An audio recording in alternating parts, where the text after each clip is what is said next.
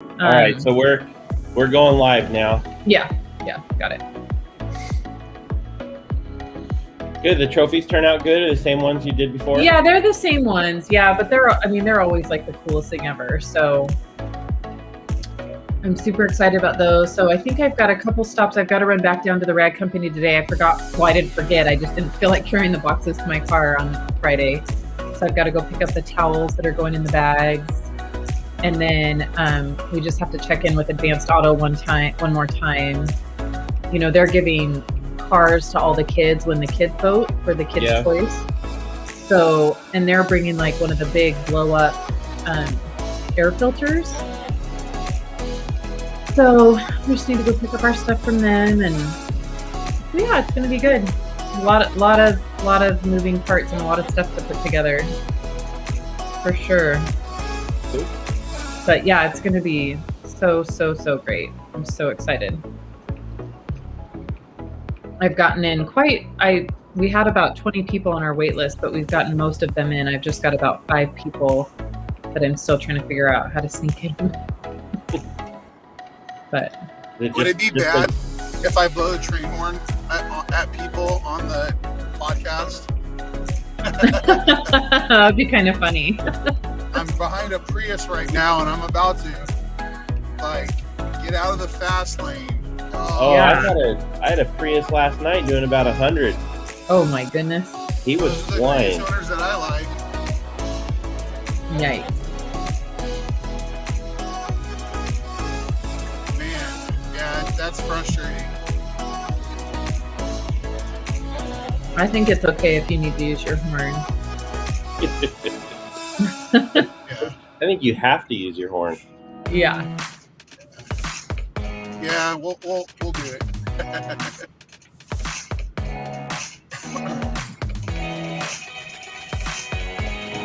Yeah, hopefully I don't have to do too many more Bead Maker and coffees while I'm driving, though.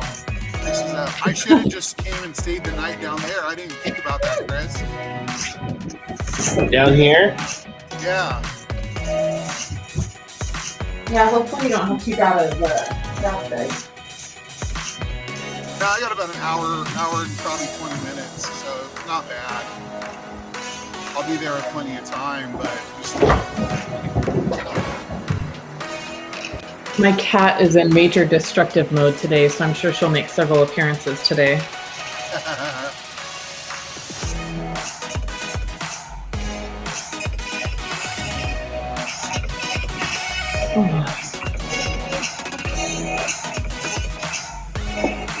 Yeah, we've had some interesting questions popping up on our social media the last couple, this weekend. Yeah, which is good. One question we should talk about, maybe that gentleman will be on, is the difference between Crystal Wash and Iron Buster. Oh, yeah. That one we need to answer, but I just haven't answered it. Okay.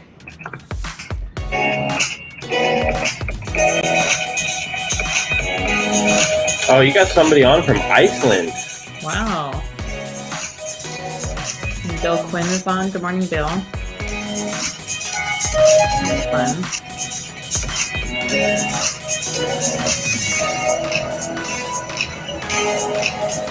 Start drinking my coffee sooner so it kicks in.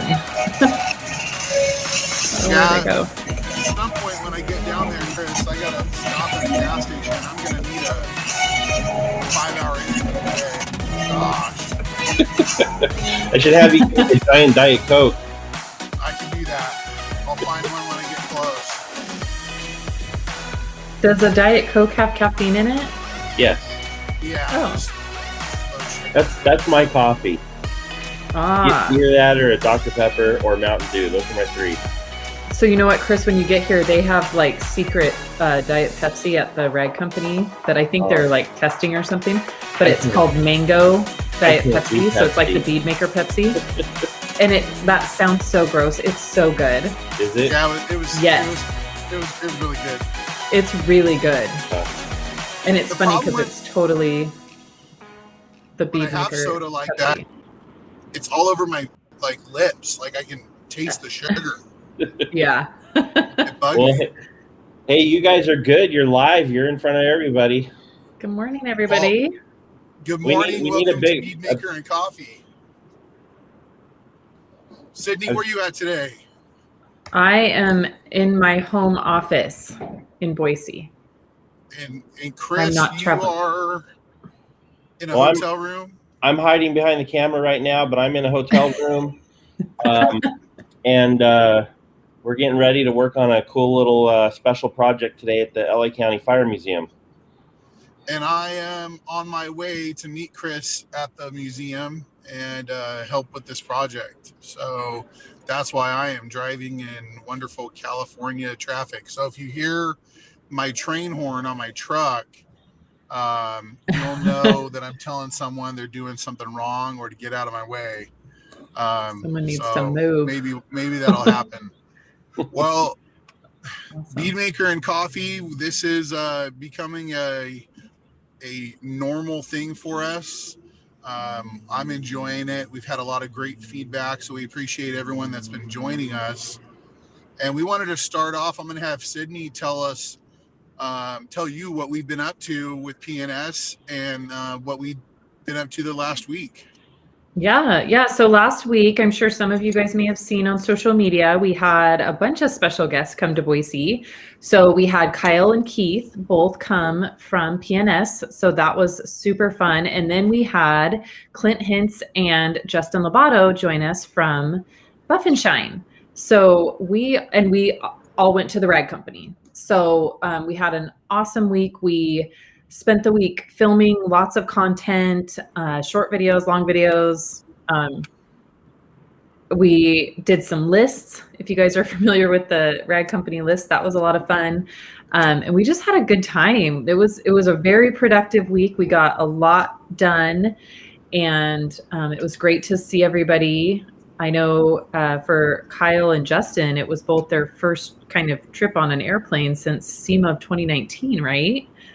So that was pretty crazy. Since Mobile Tech of 2020 is the first time I've flown. Okay, but it was Justin's because he drove to Mobile Tech. So yeah. So that was kind of crazy. So we had a great week. It was a lot of fun. So Kyle, how did you do on your trip to Boise? You know what? It wasn't bad. I flew out of a small airport here in Southern California, so the whole getting through the gate and all that, no problem. Flights, no problem. I don't enjoy wearing a mask at all, and I was able to kind of be creative and figure out the way of loosening my mask up enough that I could breathe a little bit, and it was fine.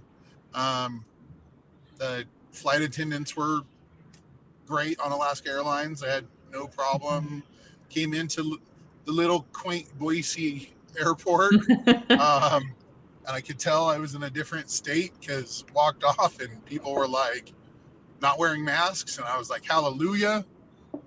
It was nice to be in a place that was has moved past California, moved forward.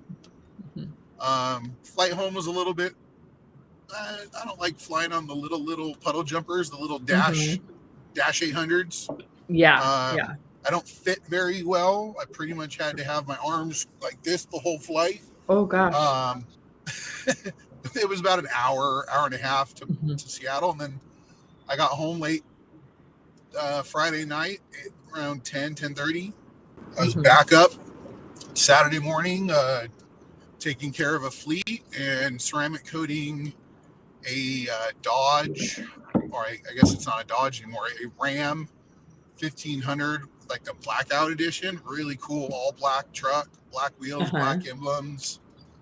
Cool. I used Inspiration Soul. He wanted a 1-year coating. I gave him the options for Inspiration and for Legend, and that was out of his budget, but he wants to do it more often, which is fine. And I did Inspiration on the wheels, though. That came out great. Oh, cool. And I did something I don't do very often. I was going to ask you if you do it. Do you? How often do you ceramic coat door jambs? Because this was a request that I got, and I liked it. It was a lot of fun. I don't do it very often.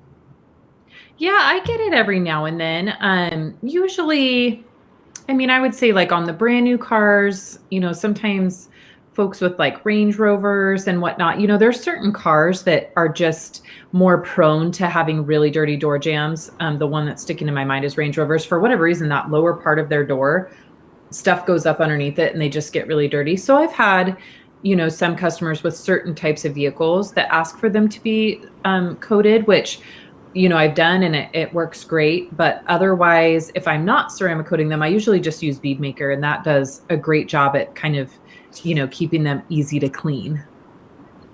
Same here. I normally use Bead Maker in there after the coating is cured. I just hit the door jams with Bead Maker. Yeah. But I was kind of contemplating just, bringing the price up just a little bit just for the time. Yeah. Because it is kind of tedious. Yeah, because you got to make sure they're really clean, right? Yeah.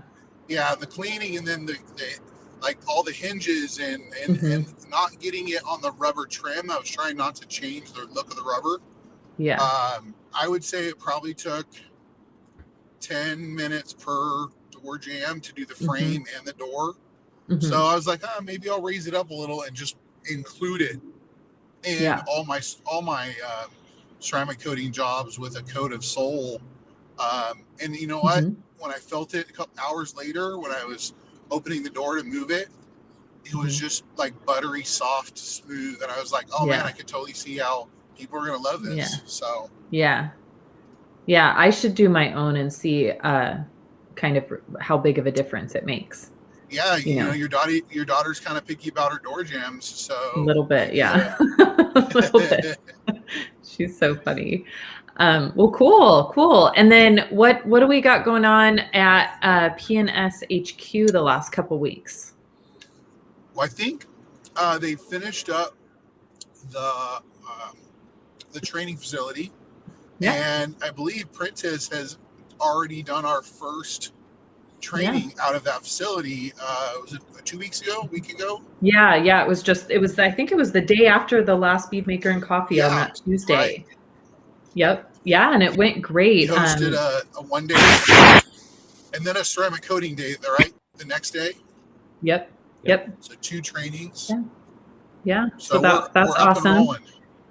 Yeah. And now P&S, they're going a little crazy over there. We've got 2 big events coming up that the team is dividing and conquering. And so everybody back at P&S is just crazy trying to ship everybody out everything they need. So we've got part of the team going to the Southern Detailers Conference. So we've got Keith and Prentice going to Kentucky for that. And that is on June 5th and 6th. And then we've got the rest of the crew, Bob, Dave, Rennie, Chris, Kyle, coming out here to Boise for the Cruise and Hidden Springs show, which is going to be awesome. We can't wait. And so they've been sending stuff to each end of the country. And so that's kind of been keeping everybody busy. And we are really looking forward to those 2 events. So those will happen just prior to the next Bead Maker and Coffee. So make sure that you're following all of our social media, because I'm sure there will be a ton of posts that weekend, and we are excited that is really like everybody's back to events all at one weekend, right? Yeah. So we're excited about that. We'll have a lot of content those few days. I'll go live, or Sydney will go live together at her car show, her event. And it's kind of the kickoff for our Park and Shine program. We've had a couple others doing some, and this is kind of we're setting it off at Sydney's for this Park and Shine that some of our distributors have been already taking advantage of. And basically the Park and Shine is a way P&S can help facilitate a quote unquote cars and coffee type event where you can hang out, talk cars, answer questions about products, and just bring the car community together. And actually it's a perfect time to launch it after not being able to gather for over a year now. So I'm excited for our distributors to start taking advantage of the Park and Shine, get it, P&S. So that was a brilliant. And if you're a distributor or a storefront and you want to host one of those, let's get in contact and kind of explain it. It's kind of ambiguous. It's what you want to make it. Yeah. It can be a charged event. It can be a free event. It could be a car club. It can be your whole city. It could be, it could be anything that the distributors and the storefronts want to make it. Mm-hmm. Yeah. Yeah. So we are super looking forward to those two. And then what else, anything else going on? We're just, kind of getting ready for everything for the year, right? It seems like everything's just coming so fast. I know also within the last 2 weeks, we announced the team that will be going to Monterey for Monterey Cars Week, the McCall's Motorworks Revival. So that's another event that we're all going to be gearing up for. Super excited about that.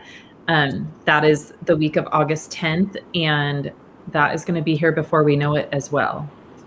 And we're already starting to talk about SEMA. We have some cool ideas for SEMA, but man, it's going to be here no time after the 4th of July, and then we have the McCall's event, and then SEMA will be here real quick. So yeah, it takes a while to get all of our crazy ideas to bring them to life, but that's why we're getting on it now. Yep. So yeah, that's kind of what we've been up to. And Kyle, you already talked about one of your details that you worked on. Do you have anything else that you worked on that you want to talk about? Oh gosh, here's the cat. She's going to make an appearance. I did an RV. Oh, there she is. I did that. Shaking the fleet, and then that truck, and then I ran over and washed an RV. At one of my accounts, a brand new RV ready for delivery, and I used Bug Off on the front, and it's bug season. You can tell when an RV gets driven across country for delivery when you spend 45 minutes cleaning bugs off the front grille and bumper and headlights. That it's bug season. So Bug Off is definitely it's that time to use it on every vehicle now, because we will have to ensure that there's no bugs. Yep. Same here. I've been using Bug Off a lot lately. And actually, we've had a couple questions on our social media about Bug Off. So let me just address some of those real quick. I'm not sure how many of those guys are on, but just because there is a lot of questions coming up about Bug Off. So Bug Off is obviously our bug remover. It's an amazing product. My favorite way to use it is in an IK sprayer, just because I think just the coverage and it makes it easier. But I also noticed that it helps it kind of foam just a little bit, and it, those bubbles seem to help loosen up the bugs a little bit better. One of the most important things about Bug Off is it can be diluted. So I usually use it 1-to-1. And the great part about it is, it doesn't really need to be stronger than that. At 1-to-1, it's strong enough for everything. I like to use it with a Jersey bug scrubber. And then the most important tip is do not spray it directly on the windshield. So you can spray it on the paint, doesn't have any, no running effects, no issues there. But on the windshields, if you do spray Bug Off directly on the windshield, you can get like a little white clouding sometimes, depending on the temperature of the glass and just, what kind of glass it is. And so I always spray the Bug Off onto my bug scrubber first, or towel, mitt, whatever you're using. Spray it on there first and then work it into the window. That will work just fine. Now, if you do, because my daughter does this all the time, if you do spray Bug Off directly on the windshield and you get some staining, it is very, very easy to get off. So don't freak out. I will just use Clarity Cream. If you sprayed it on and you already have view coating on your windshield, you can use Envy, takes it off, no problem. But otherwise, Clarity Cream takes it right off, and it's no big deal. And so that's kind of just a tip for windshields that I wanted to put out there for sure, is don't spray it directly on the windshield. You might just be making a little bit more work for yourself. Yeah, with Bug Off, learn your process, how you like to do it. Doing RVs or semi trucks, I usually do spray it at the window, but I've already pre-rinsed the front and cooled it down, and we go to scrubbing immediately. So what you don't want to do is allow any streaking, any drips to come down. It has to be full saturation of the window. And then we go immediately into. I have a bug scrubber on a pole, and we go to scrubbing right away. And then what I do is when we've scrubbed, we've kept it wet, I leave the bug off on. I don't even rinse it. I go straight to my foamer on top, and then we go to brushing all those areas, and then we rinse. The reason why I do that, and this is a little tip, is I'm trying not to waste water. And if I rinse and then I foam and then I rinse, I'm just wasting a gallon here and there. And water's precious, so I try to be as efficient with my water usage.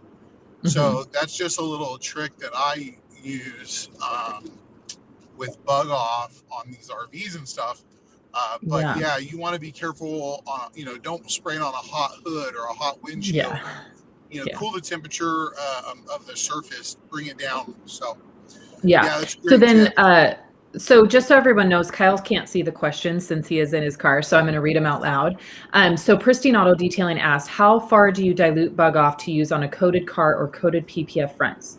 So I don't dilute it any more than 1-to-1, just because the coating should be chemical resistant. You should be perfectly safe to be using bug off. It's not strong enough to cause any damage per se to a coated car. The great part about bug off is you can dilute it. I mean, you can dilute it like 4-to-1, right, Kyle? And it still works just fine. I've diluted it 4-to-1. It works great that way. You're gonna use a little bit more friction. But here's the thing too, on a coated vehicle, these bugs should come off easy. Easier. So they're not gonna bond to the paint the same way as a non-coated vehicle. So I mean, if you want to try it at 4-to-1, I think you'll have great results with that. I use the 32 ounce the IK, and I put about,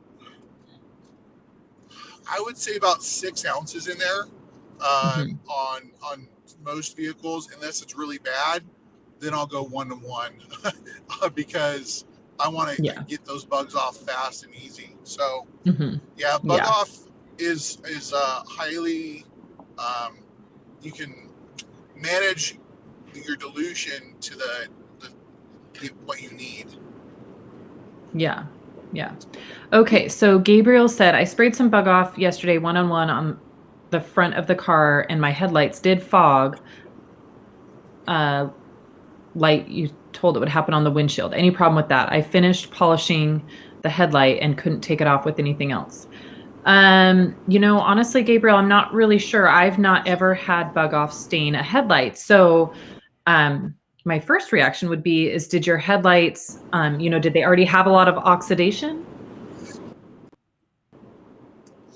Actually, Kyle, we're losing you. I've had bug off take off, Okay.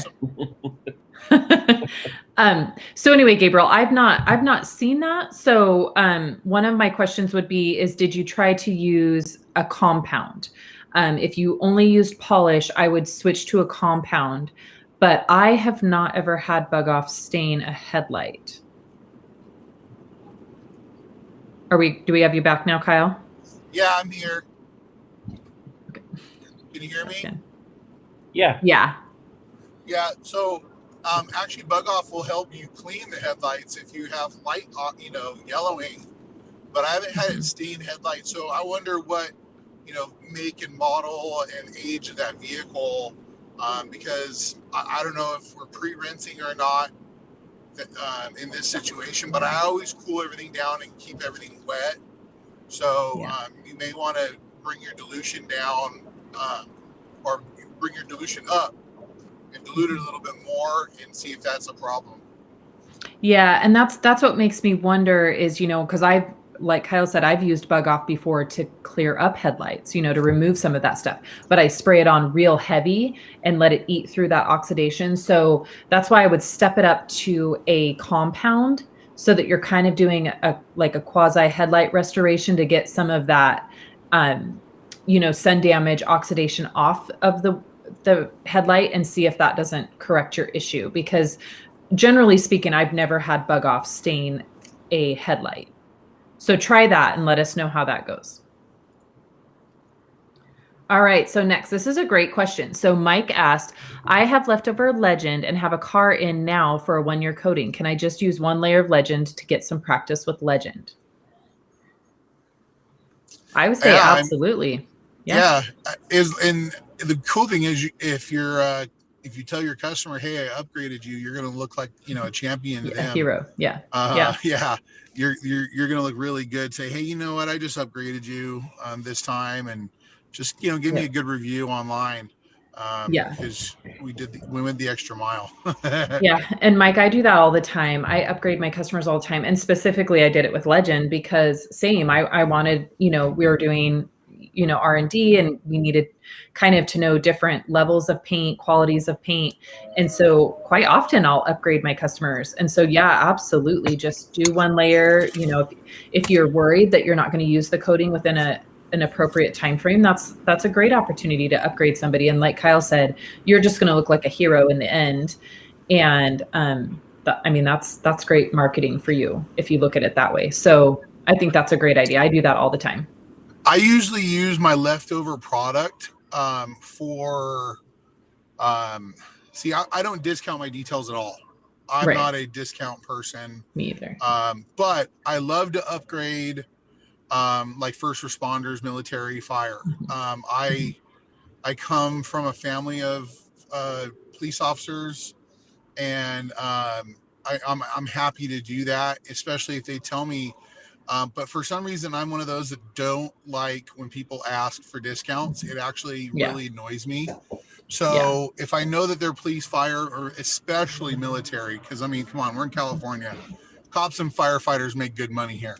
But military, it's a different situation, and they have a different sacrifice and how much they make too. So I love taking my leftover coating and just, hey, I went ahead and just coated your wheels. I upgraded you doing your wheels, or upgrading to the next coating up. I've done that many times, and that's what it's perfect for that, because it's not costing you any more material costs. You've already made your money on your material, and you're able to look like the hero and take care of someone who deserves it. Mm-hmm. Yep. And, I use that tactic too with view window coating, because it does take a while to go through that bottle, which is awesome. I can usually get at least 10 cars out of one bottle of view. And so I use the view quite often as well to, upgrade for the customer. Rather than giving any discounts, I will do the windshield and let them know that I did it and it was this much of a value, because that is so easy. To put view on a windshield is maybe 10 minutes extra of your time, even with the polishing. So I use view in the same way. I use it as an upgrade. And that way I make sure that, I don't have the bottle sitting around for too long. So yeah, it's kind of like bargaining chip too. If someone is on the fence of, do I want to put Legend on, or do I want to save some money? Do I want to do this? You can honestly be, you can honestly be like, hey, you do Legend, I'll coat your windshield for you. Yeah. And so it helps you make the sale. It's a loss leader, in that way, where it helps you finalize the sale, just like a dealership does, by adding an upgrade. Yeah. So. And Mike added, and this is a good point. He said he gets to know his client on a personal level before doing the free upgrade. And I agree. I would say that generally speaking, on coating jobs, I know my customers pretty well before they've come in, but I absolutely agree that, I don't do it for everybody. It's not an automatic thing. I think you just get the feel, and if you know your customer and you've done, a good amount of communication with them, you kind of know who's going to appreciate your efforts. So he said, if they rub me the wrong way, I don't put any cheese sauce on the hot dog. Exactly. Exactly. That's a good way of putting it. Honestly, you know what? Like I said before about discounts, when people come to me and they're like, yes, I want this. Yes, I want this. I trust you. Oh man, I'll go above and beyond 200% all the time when people just let me do my magic. But when people want to nitpick everything, every price, or, I will give them the letter of what I said I will do. Nothing more, nothing less. That's it. Just because my customers trust me. And I have so many wonderful customers. I'd rather go work for them.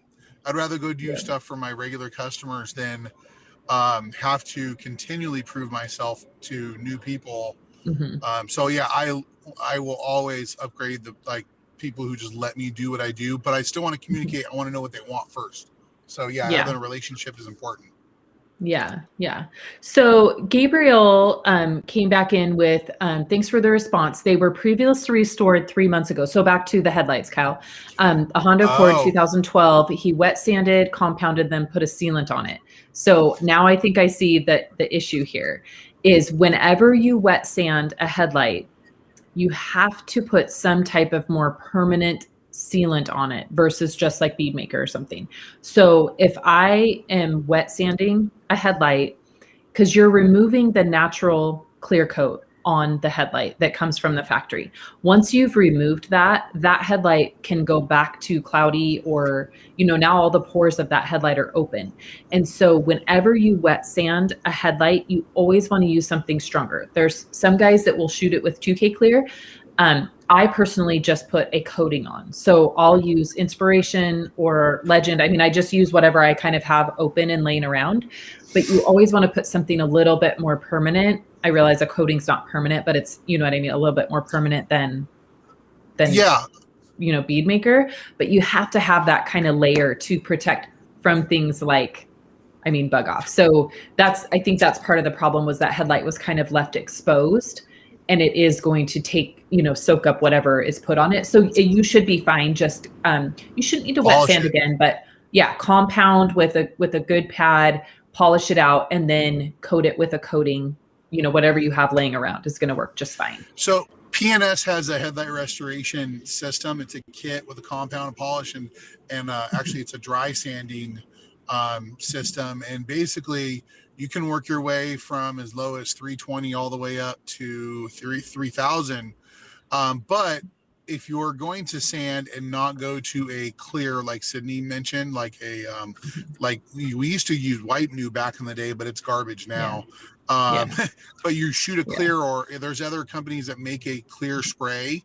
That's where you're putting back like a like new or a like factory UV coating or clear coat.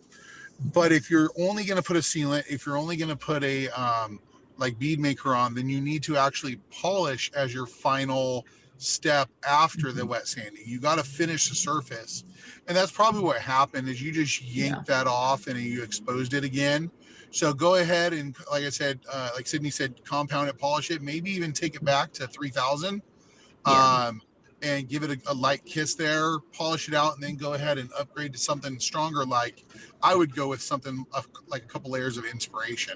Yep. And that's funny that you say that. It's literally exactly what Nick Vecchio just put up. He said 2 coats of Inspiration, 15 minutes apart on the headlights, and then annual maintenance like a coating is what he does. And that's exactly what I do. It's exactly what I do. And that'll work just fine if you're not in the position to be spraying any kind of clear coat. That's going to do just fine for you. Yeah. That's what awesome. I would do. Yeah. And then Mike came back in and said, absolutely agree. Can't wait to see y'all at the SDC in a few weeks. And so Mike, side note, the guys from RoadFS, Rod and Jody, they will be live streaming us from Boise, the rest of the team. I know we've got a big car unveiling that's happening around 10:30 Mountain Time. So I think there would be about 12:30. Is Kentucky Eastern or Central? I think it's Eastern. It's Eastern. Okay, so about 12:30. And so Rod and Jody will be doing that big unveil on their screen at their booth. And then they'll also bring those of us that are in Boise, they'll bring us on live several times at SDC. So make sure you check in at the P&S booth and so that you can say hi to us live on Zoom like we are now. It's always good.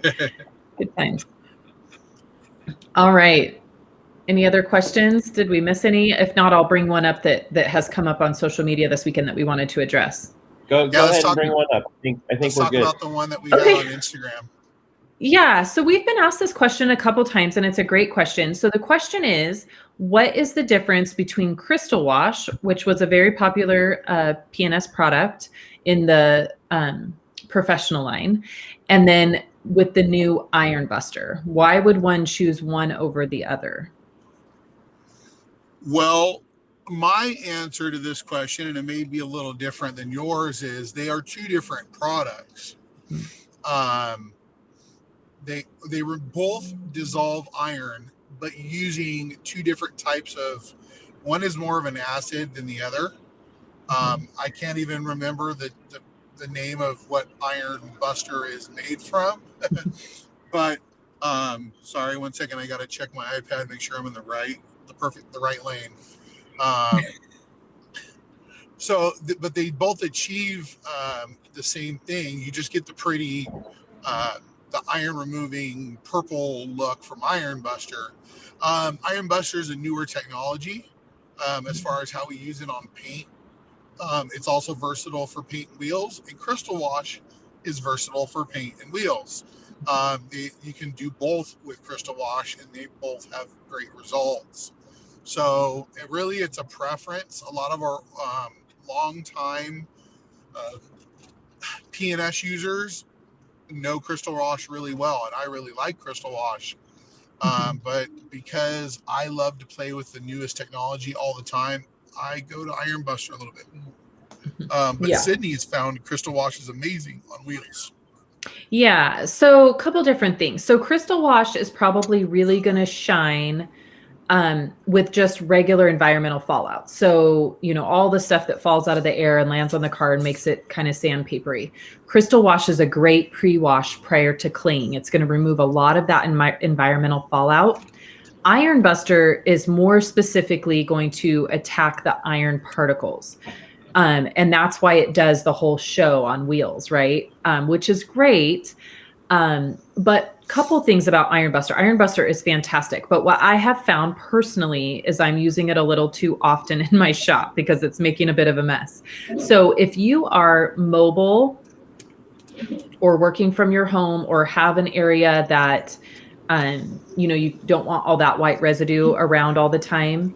And this is a me issue, by the way. I don't rinse my floor after I'm done working. So that's totally a me issue, not the product. But Crystal Wash is a great option if you don't need that extra kick of the Iron Buster, because Crystal Wash is clear. If you do Crystal Wash prior to Brake Buster, it's an amazing, amazing wheel cleaner. But I do suggest if you actually have iron particles to use Iron Buster. They're both great products. They work just a little bit different. They're different base.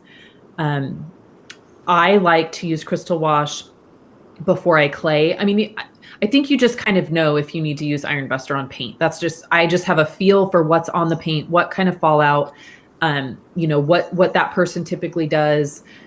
If it's somebody that's up in the mountains a lot, I'm going to be able to get away with just doing Crystal Wash. If it's somebody that works out in an industrial area and there's railroad stuff near, I'm going to use Iron Buster. So I think that goes along with getting to know your customer and getting to know the kind of the daily history of this car to know what product that you need to use. And so for kind of just general maintenance cleaning on wheels, I will go to Crystal Wash over Iron Buster. But then if it's the first time that car's been in my shop and it needs like a legit get this stuff off of here, Iron Buster.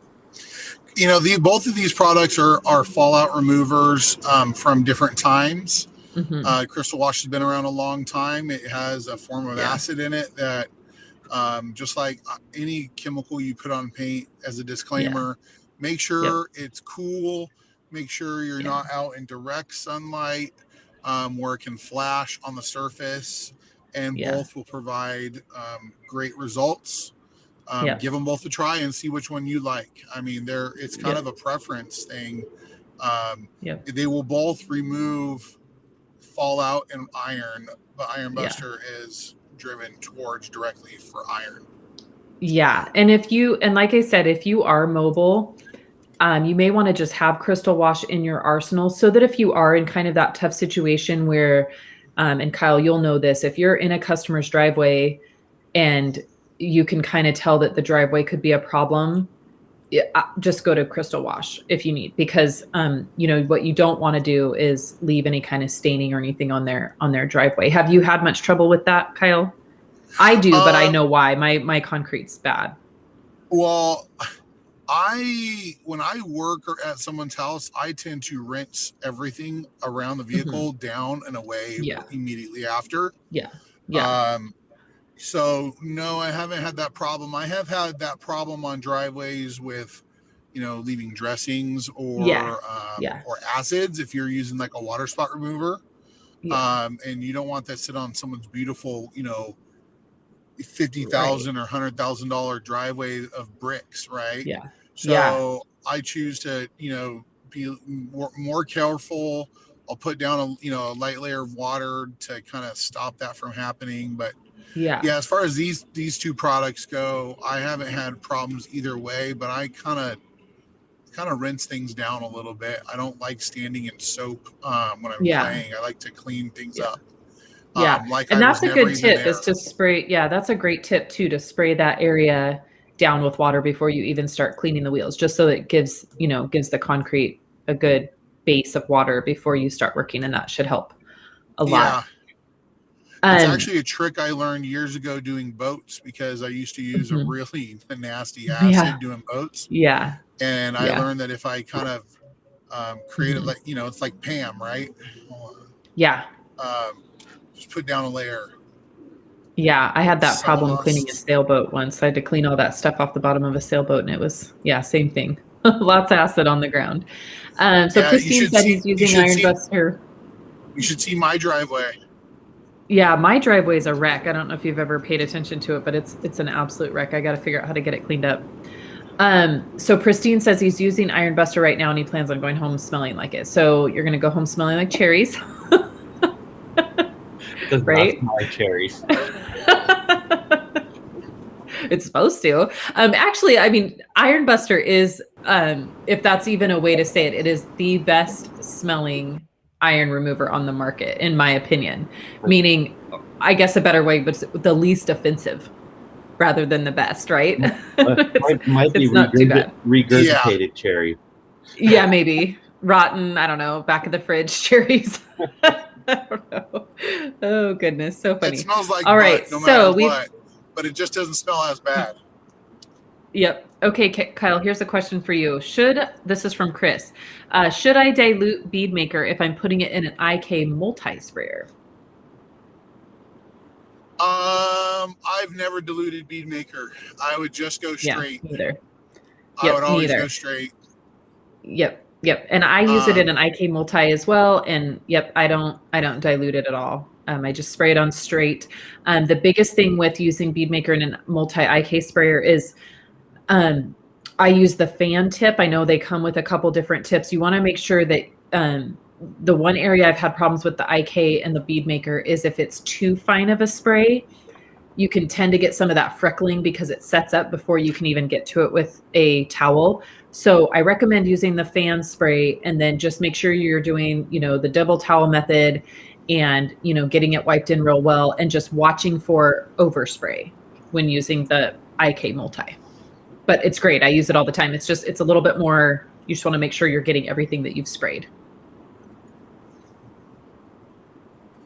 Yep. Exactly. Oh. All right. We're, the guys are a little sleepy today, I think. Yeah, we've got a lot on. They just don't have a lot of questions. Was there any, Kyle, I know you were monitoring questions all weekend. Was there any other ones that you wanted to bring up that were good questions? You know what? I'm trying to think of, there was one that a gentleman I spoke with yesterday and said this would be a great question for our bead maker and coffee. Invited him to come on. He said he would check it out. What was the question? I can't go on Instagram to look it up while I'm driving, but we've had a lot of questions lately regarding like how to apply bead maker, and for that I would refer you to our YouTube. We have a good video where Rennie, Bob Phillips, Sydney, and I talked about bead maker, and I'll explain how I do it. I like the Eagle 500 orange towels. I like the plush towel, and I like to spray it on the towel and on the paint, especially if it's cooler. I'm in cool area. Obviously not directly on black. And I like to apply it and wipe it off kind of according to the temperature. If it's super hot out, then I'm going to apply and wipe off right away. If it's a little cooler and I can let it sit longer, I want it to sit as long as I can safely. So, and then I just wipe it in with that second dry towel. I have my Bead Maker wet towel and my dry buff down towel. And I know you know, when we were at the Rag Company, and we'll talk about this, Sydney and I did a video talking about our favorite Rag Company towels. Yeah. And Sydney and I both like the orange towel, but we like two different types of towels for applying Bead Maker. I'm the plush Eagle 500, and Sydney likes the FTW, the orange FTW. Love it. Yep. And the difference is that, and that's going to be dependent on your area and your humidity and all of that. You know, Kyle has great luck with the Eagle in California, and here in Idaho, the Eagle tends to create too much static charge between the Bead Maker and the towel. And so for me, I like the twisted loop, you know, low pile FTW. It's super absorbent and it seems to cut that static barrier. So really that's, I think the number one thing is play around with different towels and see which combo works for you in your area. Because the towel really does make or break how well, you know, Bead Maker reacts for you. You know, if you're in a real humid area, you're going to want something that is maybe more like an Eagle, that's going to be a little bit plusher because you've got a little bit of obviously humidity in the air, which is adding water to it at the same time that you're trying to spread the Bead Maker. So just play with different towels and that, you know, there's a ton of combinations that are going to work great. It just depends on the area. If you ever run into a problem because of maybe you have some very dry paint and or the paint has multiple other products on it, other sealants or other types of polymers, what I recommend is if you do ever get streaking with Bead Maker, take some you know, clean water, spot-free water, and put it on a towel and just lightly wipe that area, and that'll knock down some of the smudges. I've heard this from other people. I personally haven't had this problem ever with Bead Maker. It's one thing that I can say that I never get streaky smudges. Maybe someone in the past has a bad batch. It got too cold or it got too hot sitting in a van or on shipping. But Bead Maker and this method's always worked out well for us. Yep. So what else has people brought up recently on social media? We had so hold on. We have two. Yeah, hold on. We have two questions though that just popped up, and I don't want to miss them in the chat. So the first one is from Sarah Riles. She says, on the leather treatment conditioner, is it safe to use on leather seats that have the holes for heated and cooled seats?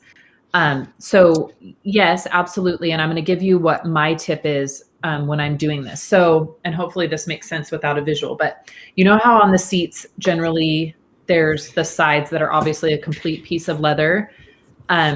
So what I'll do is I'll put the leather conditioner on my applicator, and then I do the bolsters of the seat first that don't have holes to kind of work it into my applicator a little bit.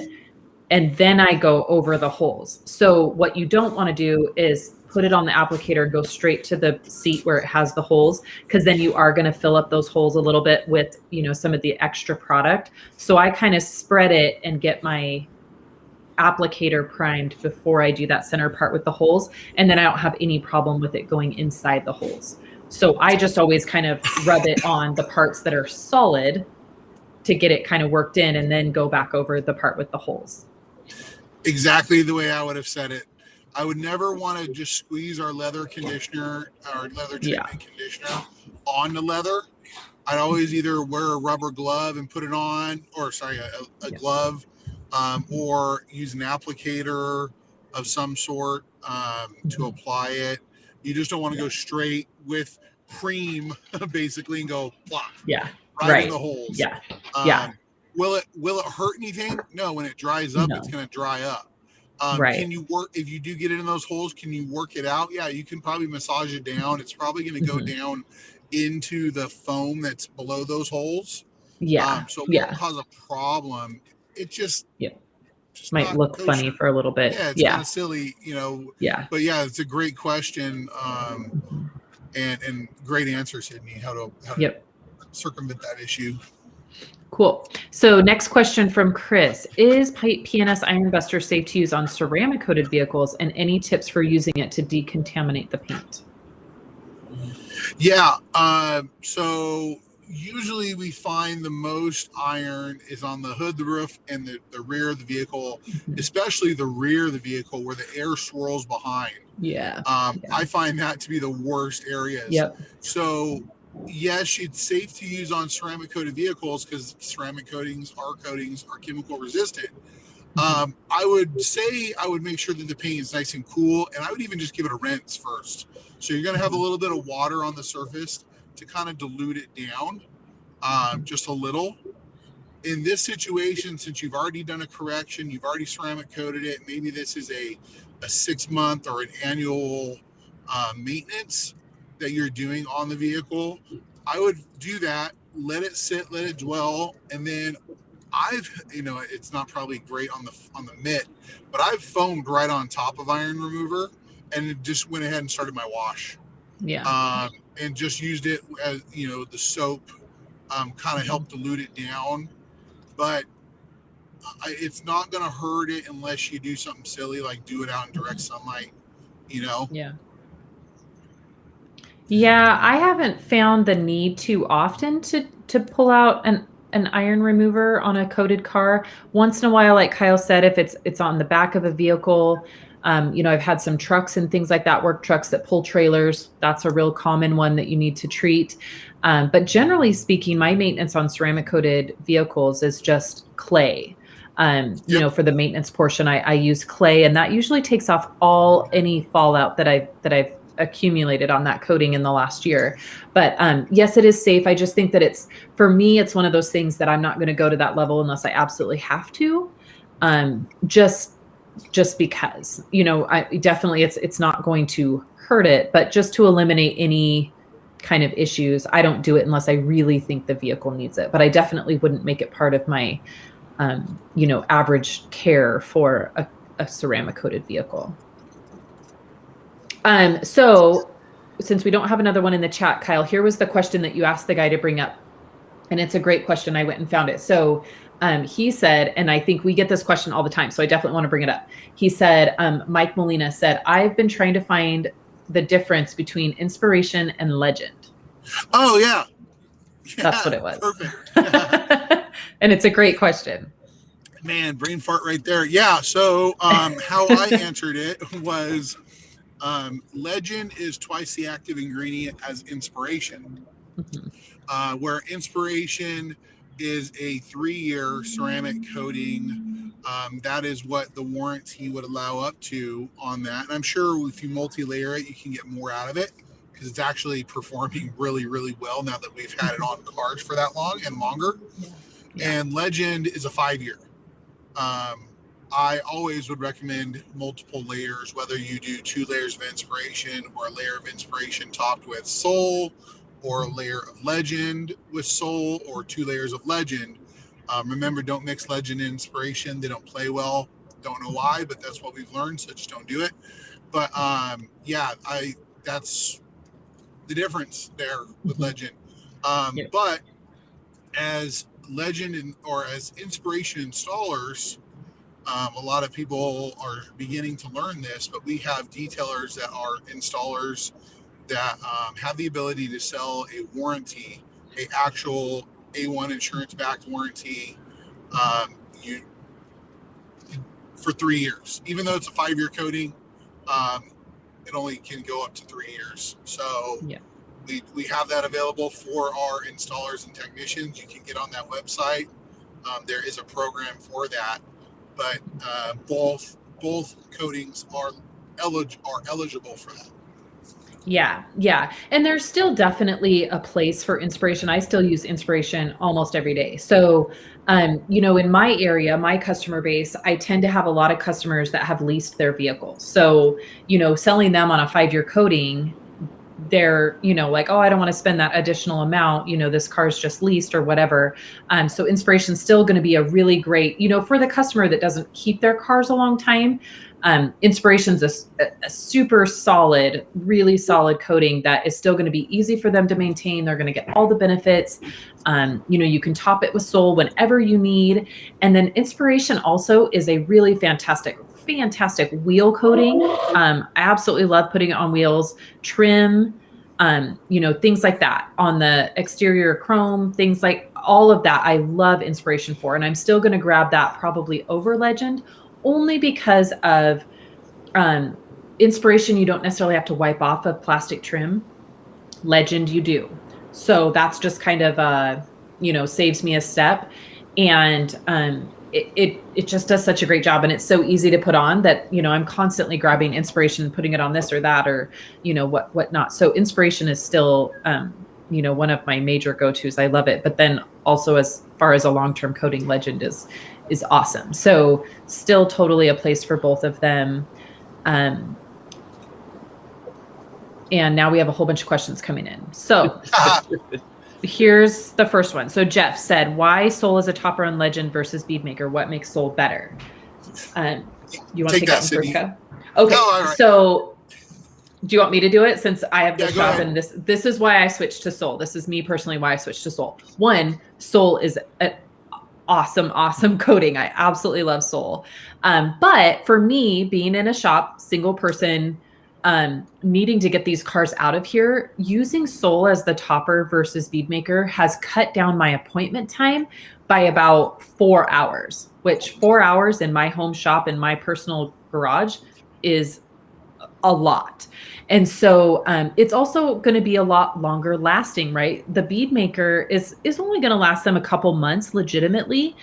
Soul is going to give them a full year. So you're going to make it to that maintenance point or beyond with Soul as the topper, and the Soul is just protecting the Inspiration, which is doing all the real hard duty work, right, of the coating.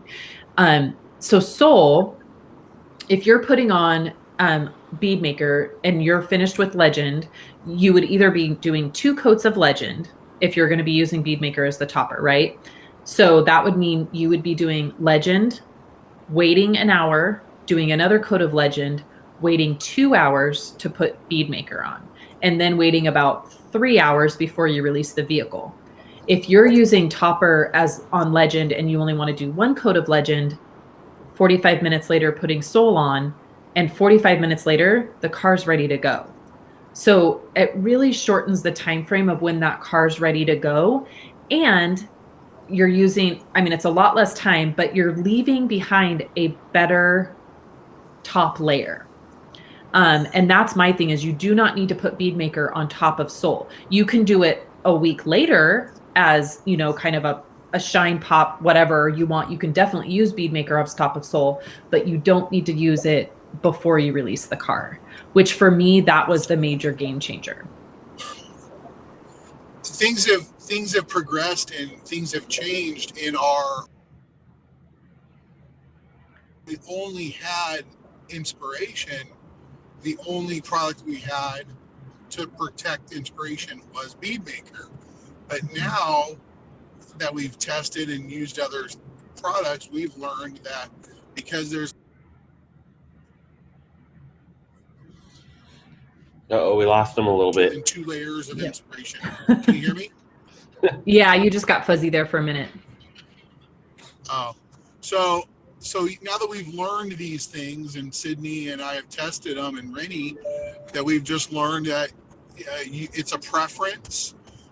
Just like anything, if you're selling this service, you should be charging accordingly for multiple layers of Legend and multiple layers of Soul, or with Soul, or however you're doing it for your time. So you just got to figure out that preference. But yeah, Beadmaker is getting shown up by Soul a little bit, because I can do it just as fast. That's what I was going to say too, is I can put on a coat of Soul just as fast, if not faster, than doing, a good heavy coat of bead maker. So just really love Soul. And like I say, you're just leaving behind a much more solid topper than bead maker. And then obviously always maintain that coating with bead maker. It's a fantastic maintenance. But as far as a topper, I'm generally always choosing Soul. No matter if I'm doing Inspiration or Legend, I'm always choosing Soul as my last topper. Okay, so let's see. We've got a couple questions. So, I like this question. What is your fun or unusual way of using your products around the house? I use a lot of them around my house. And then this one's related. Okay, what else should I use bead maker for? I have a gallon, probably too much for what I actually need it for. Okay, yes. So, I use all of my products around my house. So obviously the obvious, glass cleaner. The glass cleaner's great. So I like to use the TrueView glass cleaner because there's no ammonia in it. So unlike Windex, it's not going to leave. I feel like Windex, it almost just begs your mirrors and windows to get dirty again. So I like to use the TrueView glass cleaner. I also will use the Express Interior on my leather couches, to wipe down stuff like that, furniture. I obviously use the carpet system on all of my carpet. I have animals, I have kids, they eat on the floor. So I'm constantly grabbing out the carpet system. I use that all the time inside. And then bead maker. So obviously bead maker gets put around my entire house. So on the windows, on the mirrors. So quick tip for bead maker on your bathroom mirrors. If you use it on your bathroom mirrors, you'll get less fogging up, which is nice for those of us that are girls that need to be able to see yourself after you get out of the shower, because that's like one of the biggest frustrations. So I use bead maker on my mirrors. I use it on my sink, on all of my stainless steel appliances. And I know this is a controversial issue, but I use bead maker on my countertops. I have white quartz countertops, and I use it on my countertops. And then the reason that's controversial is people talk about food. I do not cut food directly on my countertops. So that's kind of the things I use it for. How about you, Kyle? Do you use it around the house? The same. So years ago we had a flood in our house, and it actually was a blessing because we got to remodel our whole downstairs. And so I have these really nice countertops too, and each one of my countertops has something different on it. So I have a ceramic coating on one, I have bead maker on another, and I have a different brand. I've used it on our stainless steel appliances, but it's funny, I have daughters, and for some reason my daughters have woken up or have had bloody noses. Maybe that's just a little kid. It's not a daughter thing. It's a little kid thing. So they've gotten blood on my nice dark light gray carpets. Finisher is a great product to use to get blood stain out of carpet. If you do it right away, it'll pretty much zap the blood. Then you can go ahead and clean it. Use carpet bomber, brush it, wipe it out with a towel, whatever you want to do. But Finisher is my blood stain remover. Immediately to Finisher. Don't do anything else. Finisher. So I've done that a few times. I would love to try bead maker maybe on the tile floors and see what it do. If it'd be slippery, if it just make it a nice shine, Swiffer it with it. Don't use it on your shower tile floor. Don't want to do that. No, don't. Yeah, you would slip. But your regular tile, you might be okay. I've used and this is not double black, but I've used our water spot remover in the shower. I've used our water spot remover, all over on the outside windows. And the other thing that I have used is I have leather couches. So I've used our Express to clean them, but then I've used the leather conditioner, leather treatment to, and you know what? They didn't really need it, but man, they were they had a whole different life to them after I did it. It was a lot of work. That's a lot of leather to hand apply leather treatment to. But I cheat and I use natural finish on my couch. Oh, okay. I just spray it and wipe it in. One other thing that I did that I just thought about is a couple weeks ago, it was springtime and needed to get the outside cleaned up. And so I soaked my whole barbecue grill. I have a huge, 4-burner stainless steel barbecue grill. I soaked the whole thing in Tempest. It was very dirty. Soaked the whole thing in Tempest and then used my steamer from my shop, got it all clean, got all the grates clean, got all the stainless steel clean. And then I, finished it with Bead Maker, the whole thing.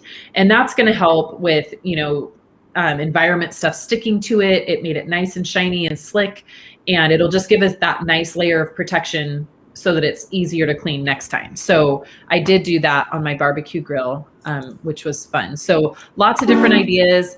The biggest one also for Bead Maker, because he did specifically ask also, is what else can you use it for? So make sure you're using it on like any, glass doors and showers. You can even use it on the walls if you have like, what's that material that shower walls are made out of? Like the resin walls. You can spray all of that down, tile, whatever you have, you can spray it down with Bead Maker. And that, if you do that every couple weeks, it's just going to make them really easy to clean, because it's going to help all the product and the water just sheet off the walls. So there's lots of different things you can use Bead Maker for. Lots of different things. So next question up, Kyle, is what is the difference between knockoff and breakbuster? Great question. Knockoff is a higher is a concentrate, and it was developed for our Chemtrol line. So they're both tire and wheel cleaners. But where I use Breakbuster straight, I know you can dilute it a little bit, but I pretty much use Breakbuster straight.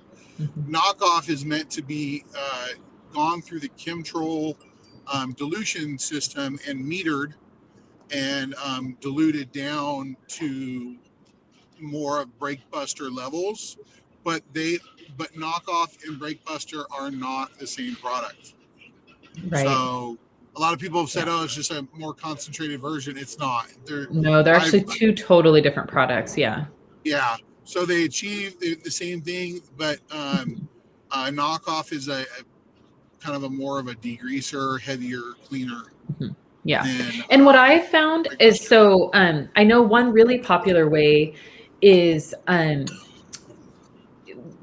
people using Iron Buster and then spraying Breakbuster right over it. That is a fantastic, fantastic process. But what I have found lately, just because I have both products, so I mean, here's what I'm going to say is you don't necessarily need both. Try them out, see which one you like, but do you need both? Probably not. Where I have switched is if I'm doing Iron Buster, I use the Knockoff over it, but I'm putting it in a bucket versus a spray bottle. So I'm just putting it right into the bucket and then using a brush and going over the Iron Buster with the Knockoff. And that for me has been a lot of fun and a very effective wheel cleaning process. But like I say, obviously Breakbuster over Iron Buster, still a winning combo. So then Uni asks, she kind of follows it up, what if they don't have a Chemtrol? You can use any of the Chemtrol products without a Chemtrol. The dilution is on the back. The Chemtrol unit itself just helps with the perfect dilution. It helps with your employees not, wondering if you're overusing product and whatnot. And so the Chemtrol makes it easier, but you don't have to have a Chemtrol. You would just dilute it to the dilution stated on the back of the label. You're going to have to do a little bit of math. On the back, it helps you figure out your dilutions. And, maybe not so much Chemtrol for Knockoff or Tempest, but I run all of my Chemtrol products through my spot-free water. I have spot-free tanks. And I'll tell you what, I think products work so much better when your water is just, has nothing to fight it. So I have zero total dissolved solids in my tank. So getting great water, great products, especially on view. That's where it's the most for TrueView. Yep. And I like Knockoff at a little bit lower dilution. So because I'm using it in the capacity of being a little bit stronger of a wheel cleaner than Breakbuster. So I run it on the heavier cleaning side versus, more diluted. So I think the most common recommendation is like 8 or 10 to 1. And I'm using it about 4 to 1 is where I like it. I like using it in the foam tip sprayer. Knockoff does work very well. Yeah, it works very well. It gives you a little bit of a show like you get with Brake Buster. You get the suds. Because knockoff works a little bit more flat, so you don't get the suds like you do with Brake Buster straight out of a spray bottle. Yeah. And then Uni asked, is it safe to use on all wheels? I have not found any issues of it being too strong. So I think that it most likely is safe on all wheels. But like with any other wheel cleaner, we say do a test spot. It's hard to blanket that statement and say it's absolutely safe for all wheels, but it is not caustic in any way. Like it's not going to be, it's not an acidic, super acidic wheel cleaner. So I've not had any trouble on any wheels with it. I would at least be diluting it 4-to-1 if you even were putting it on something that is a satin finished black wheel. And I hate those wheels, period. So no matter what, I mean, you could pour water on them and damage them. So be real careful with satin finish wheels, the black. They're very, there's no clear coat or solid substrate. They kind of are more porous. And they allow anything. I mean, I've heard of people using soap and water and discoloring them. So be careful. Yep. Okay, so here's a question that I got to run my dog out. She's so funny. She's acting like she's dying. Okay, what do you recommend for leather protection? I understand ceramic for leather makes leather hard and color lock is no more than 3 to 6 months. So how do you feel about leather protection, Kyle? So I have a different philosophy than coating leather. You can use there are many different leather coatings out there. I am more of the keep it clean, keep it conditioned, keep it out of the sun kind of person. You can see out my windows, but you can't really see in my windows on my truck. I am all about keeping UV rays out of my vehicle to protect them, to protect the leather. So I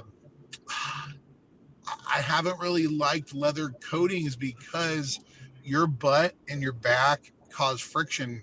You're going to rub any coating off of the main surface pretty quickly. Where it does have a benefit is down in the stitching.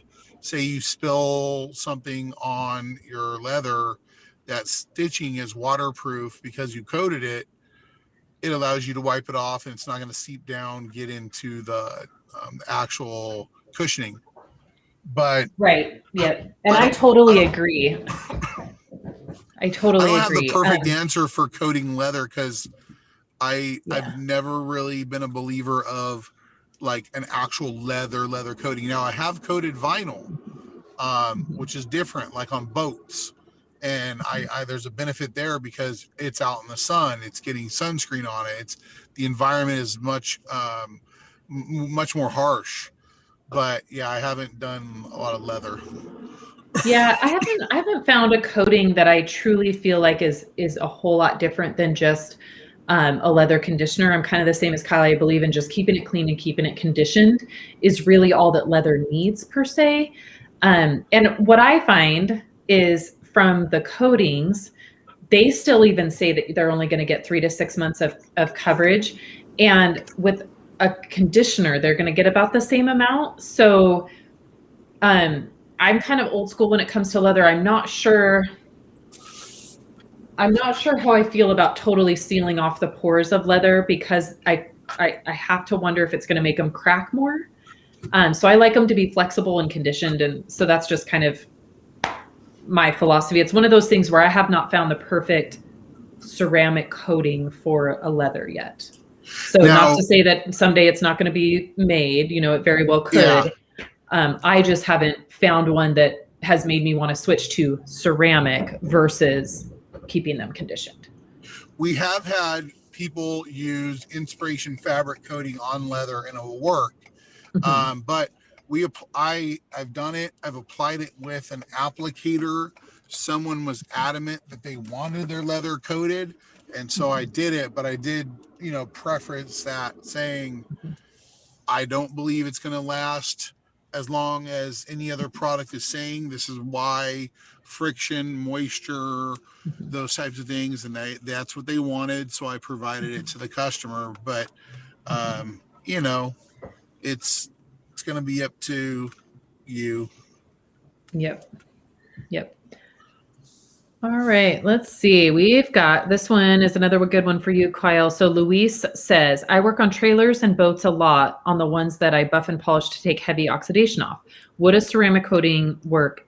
Ceramic coating actually hold the shine, and would it spot later? Meaning, would the oxidation come back slowly once a ceramic coating has been applied? So yeah, I've done a lot of boats in my day and a lot of RVs, and they are actually two different substrates now. RVs are not like boats anymore. They're not made like a boat like they used to back in the day. You can't wet sand them with this new fiberglass backed plastic that they have. But so say we'll take a boat. If you have a boat that is super oxidized and you go through the buffing and polishing process and you want to coat it, coating is going to look good and last and provide protection for a season, maybe longer, depending on how the customer takes care of it. Because if they're going to stick it on the side of their house and let it just sit there and oxidize, then they're wasting their money with all that beautiful work you did, but it's just not going to hold up. Now, if they're keeping it inside a garage or a storage unit, then it's going to look a lot better. I'm going to pull in this parking lot because I'm already here, Chris. And I'm going to go in the gas station when we're done and get you a soda and me a rain. But but if you're expecting long-term results, I would say resurface the boat, meaning I would at least go around the boat with like 2000 grit, knock down all the buildup, the dead oxidation, go ahead and buff it, polish it. Make sure you strip off any oils, then coat it. You're going to get a longer lasting surface. But it's kind of like, I tell people boats and RVs or any oxidation is like skin cancer. Once you get it, you can never do what you did before. You can't just go out in the sun unprotected. It will always come back if you don't take good care of yourself. And I have had friends that have had skin cancer and had, when they go outside now, and I do it too, I put zinc on my nose and on my ears. I haven't had skin cancer yet, luckily, but same thing with boats. The sun is the enemy to all of our surfaces, and the coatings on boats and RVs are not going to stop a oxidation problem. They will just slow it down. Yep. All right. So here's a great question from Gary. Good morning. Is it safe to use Bead Maker over a premium Carnauba wax? So here's the deal. I have found that sometimes Bead Maker does not go over wax. It's really going to depend on which one. So for the instance, like Colonite, Bead Maker goes great over Colonite. But the true most beneficial to your paint way to apply that would be the Bead Maker first. You always want the strongest product closest to the paint. So you would really want to do Bead Maker first. But yes, I have seen Bead Maker used over Carnauba waxes, but there is some that it doesn't play well with, just because Carnauba wax, and Kyle was really good at speaking to the melting point of Carnauba. And so I always think that's going to cause a little bit of an issue, and you're not really going to get the perfect result that you're wanting or longevity out of either product. So Kyle, you explain the melting point. So we have a couple different types of, I guess, forms of Carnauba. You have the cream Carnauba, which they have to use different products to make it into a cream. And then you have the more pure form, which is in a tub, right? They have to get it in this little metal tin. And what they do is they melt it and it goes in 100%. Years ago, I ordered 100% Brazilian Carnauba. It came in little tiny flakes. That's how they get it. They beat it out of the palm trees, and it's like, and they melt it out, and it's these flakes. So depending on your area, Carnauba is like melts at like 170 to like 180 degrees in that area. I've heard people say even lower, but I want to say it's a little bit more resilient. But on a black vehicle, your engine heat, the sun heat, say it's even 80 degrees outside, your paint's already above 160 degrees. Right. And so Carnauba fails at a certain point because it begins to melt. It'll evaporate. And so that's why I like our hybrid protection, our longer lasting sealants, because they have a higher boiling point. I've used products in the past that have had a boiling point of like 450 degrees Fahrenheit and down to like negative 70 degrees Fahrenheit. And Bead Maker is in that family. Now, I don't know if it's that high. Maybe it's 200, maybe it's 300. We'll have to ask Dave. But because of its chemical makeup, it has a higher boiling point than carnauba wax. So they're not going to play well because you're going to be topping something that is not going to last. The other thing is, that's when I talked about streaking or smudges. Most colors, you'll probably be fine. On black or dark colors, blue, dark green. It may leave some smudges because it's not wanting to bond. If you have that problem, I would probably advise using paint prep to prepare the surface, remove your waxes, and then go ahead and use Bead Maker just like you would a coating. The better the bond, the better the protection, the longer it'll last. So, Bead Maker works great on all surfaces. I mean, I don't think it really is going to bond to rubber very long, but I mean, plastic, paint, powder coating, glass, trim, all sorts of, I've used it on dashboards and, but I don't recommend mixing. It'd be like spraying Bead Maker on top of a tire dressing. It's not going to do much. Yep. So you can try it, but play around with it. But I'm going to say most generally the carnauba waxes are not going to work out. But I do know over colonite it's actually really nice. So do we have anything else? Are we all wrapping up for today? I know you guys got a big project to get to. Yeah, I think this is it. This was a good one. A lot of good questions. We'd love to get more questions from you. And on our Facebook, our Instagram.